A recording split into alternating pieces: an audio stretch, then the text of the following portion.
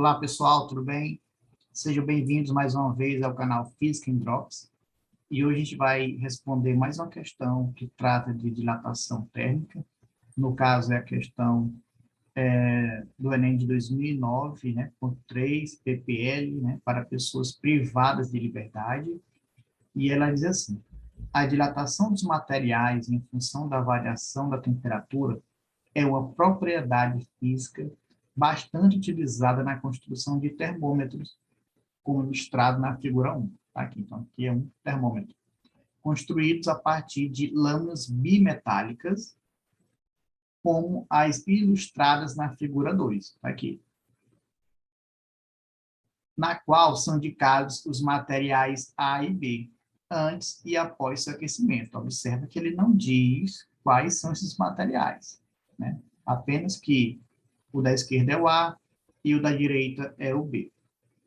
Né? E aqui a gente pode observar que após, né, o aquecimento, ou durante o aquecimento, ele se curva, né, a lâmina bimetálica se curva para a direita. Tá certo. Depois a gente vai entender um pouco mais sobre isso. Continuando, a questão ela diz: com base nas leis da termodinâmica e da dilatação dos sólidos, ó, isso aqui é importante, sob a influência de temperatura variável, conclui-se que, aí tem letra A lâmina bimetálica se curvará para a direita caso o coeficiente de dilatação linear do material B seja maior que o coeficiente de dilatação linear do material A. Letra B, a substância utilizada na confecção do material A é a mesma usada na confecção do material B. C, a lâmina se curvará para a direita, independente do tipo de material usado em A e B.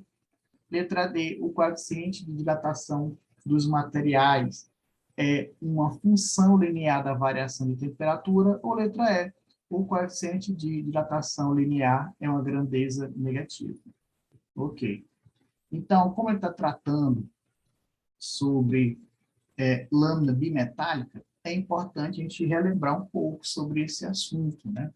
Então, você tem aqui um exemplo, né, de uma lâmina bimetálica, onde ela é composta por alumínio, né? Uma lateral esquerda, no caso, alumínio, e a direita é o cobre, tá certo?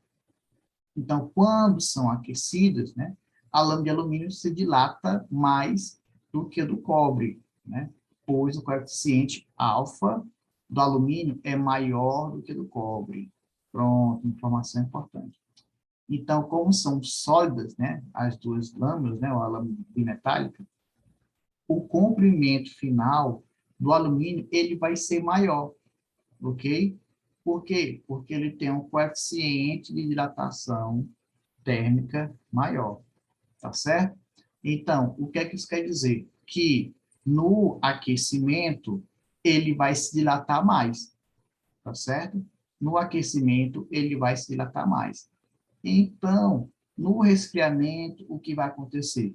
Ele vai se dilatar menos, né? Ele vai contrair menos? Não, pelo contrário, ele vai continuar tendo um maior, no caso, contração, né? Já que a temperatura está se diminuindo, né? Está tendo uma variação negativa. Então, observa que aqui nessa primeira imagem, onde você tem aqui o aquecimento, a lâmina está se curvando para onde? Para a direita, né? O alumínio está se dilatando mais que o cobre, então ele vai se curvar para a direita. Quando há o resfriamento, você observa que a lâmina ela está curvando para onde? Para a esquerda. Por quê? Porque o alumínio ele vai se contrair mais do que o cobre. De posse dessas informações, agora a gente já pode resolver essa questão, ok? Então, vamos lá. Ele fala, a lâmina bimetálica se curvará para a direita, caso o coeficiente de dilatação linear do material B seja maior que o coeficiente de dilatação linear do material A. Bora aqui, ó, relembrar aquela imagem. Isso aqui é a mesma imagem da questão, tá certo? Então, ele diz que a lâmina bimetálica se curvará para a direita, né, caso o coeficiente de dilatação linear do material B, que está à direita, seja maior do que o coeficiente de dilatação térmica linear do material A, que está à esquerda. Então, você observa aqui que ele está circulando para onde? Para a direita. E isso acontece porque o coeficiente de dilatação linear do material A é maior, né, do que o material B. Então, aqui o correto seria esquerda, né? Se fosse esquerda, essa seria a alternativa correta. Então, a letra A já não é, está descartada. Letra B, a substância utilizada na confecção do material A é a mesma usada na confecção do material B? Está descartado. A gente está observando na figura que está ocorrendo a curva é para a direita. Letra C, a lâmina se curvará para a direita, independente do material usado em A e B. E aí, o que você acha? Então, você com certeza já sabe que essa alternativa aqui também está errada, né? Está errada. E aí, pessoal, está gostando? Pois está gostando, curte aí o vídeo, compartilha, clica no sininho, se inscreve no canal, ok? Então, ó, letra D. O coeficiente de dilatação dos materiais é uma função linear da variação da temperatura. E ainda tem a letra E ali, né? O coeficiente de dilatação linear é uma grandeza negativa.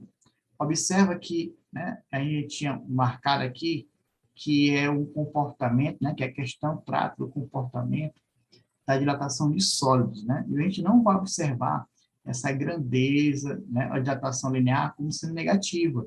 Em sólido, a gente pode observar em alguns líquidos, né, em determinadas situações, né, a exemplo da água, você vai acabar observando algo similar a isso. Mas não é o caso dessa questão. Então, a resposta correta é a letra D, que diz que o coeficiente de dilatação dos materiais é uma função linear da variação da temperatura. Mas como assim? Aí você vai lembrar, olha, qual é a expressão que a gente trabalha, dilatação linear. Então, qual é? Dilatação linear é igual ao comprimento inicial, vezes o coeficiente de dilatação, né, linear, vezes a variação da temperatura. No caso, ele está tratando do coeficiente de dilatação, então a gente vai deixar ele aqui isoladozinho, ó, sozinho, tá certo? Então, tudo que está aqui, que não é o coeficiente, vai para o outro lado da igualdade, para o outro membro da igualdade, e vai o que? Vai dividindo. Então, ΔL é igual a L0, né? delta L sobre L0 vezes ΔT. Então, como você tem aqui, ó, dois, né, comprimentos, né, o delta L e o L0, né, são grandezas iguais, você pode cancelar uma com a outra, né? Então, você vai ter o quê? Que o coeficiente de dilatação linear é igual a 1 sobre ΔT, tá certo? 1 sobre ΔT. E isso significa, né, que tu está observando aí, que o coeficiente de dilatação linear, ele é uma função linear da variação de temperatura, ok? E isso aqui vai justamente, vai influenciar, por exemplo, na unidade de medida.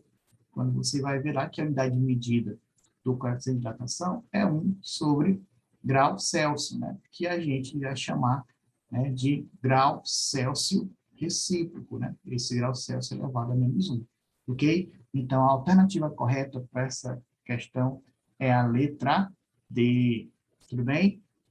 Então, mais uma vez, obrigado por chegar até aqui nesse vídeo, né? Se inscreva no canal, curta esse vídeo, compartilhe, né, com seus amigos, clique no sininho e acompanhe, né, o canal nas suas redes sociais, né, no caso do Instagram.